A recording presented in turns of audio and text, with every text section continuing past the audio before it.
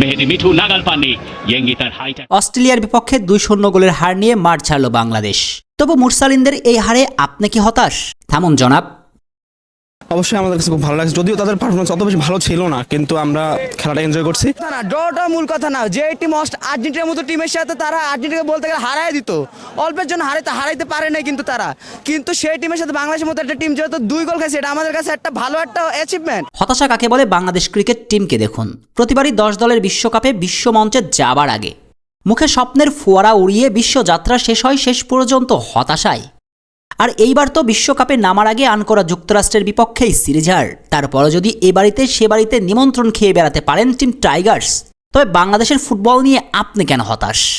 বরং আপনার তো গর্ব হওয়া উচিত। বিশ্ব চ্যাম্পিয়ন আর্জেন্টিনাকে যারা বিশ্বমঞ্চে তুর্কি নাচন নাচিয়ে ছেড়েছে, তাদের বিপক্ষে লড়াই করেছে মুরসালিন মিথুলরা।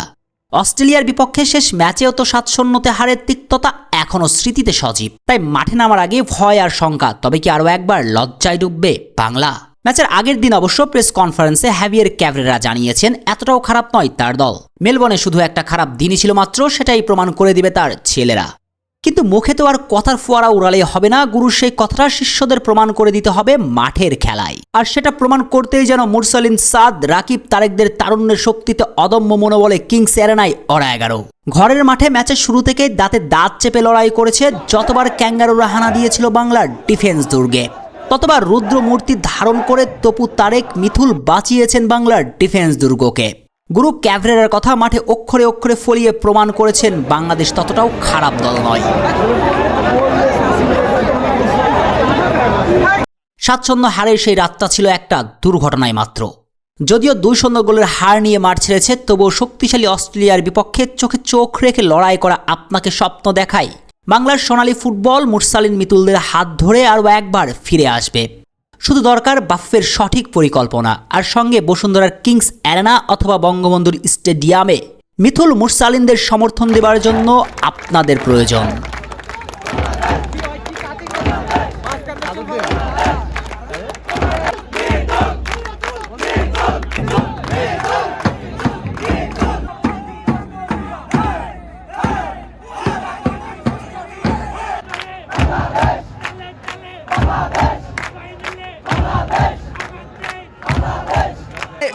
আমাদের জয়টা মূল কথা না, ড্রটা মূল কথা না, যে টিম আর্জেন্টিনার মতো টিমের সাথে তারা আর্জেন্টিনাকে বলতে গেলে হারাই দিত, অল্পের জন্য হারাইতে পারে না কিন্তু সেই টিমের সাথে বাংলাদেশের মতো একটা টিম যেহেতু 2 গোল খাইছে, এটা আমাদের কাছে একটা ভালো একটা অ্যাচিভমেন্ট।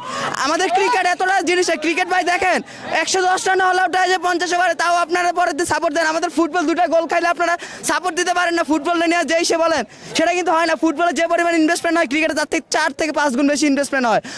শেখ আসাফুদ্দৌলা অনেক, টিম স্পোর্টস।